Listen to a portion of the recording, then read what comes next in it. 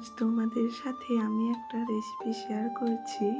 তো এর আগে তো অনেকবারই এই রান্নাটা আমি করেছি, কখনো তোমাদের সাথে শেয়ার করা হয়নি, তাই ভাবলাম তোমাদের সাথে আজ শেয়ার করি। আজ দুপুরে বানিয়ে নিলাম আমি ডাল চিংড়ি।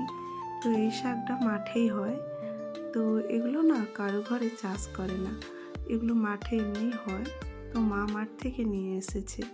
খেতে কিন্তু খুবই ভালো লাগে শাকটা। এই শাকটা মুগ ডাল দিয়েও রান্না করা যায়, মুসুরির ডাল দিয়েও রান্না করা যায়। আজ আমি রান্না করে নিলাম মুসুরির ডাল দিয়ে। মশলা দিয়েছি জিরে লঙ্কা বাটা আর পেঁয়াজ।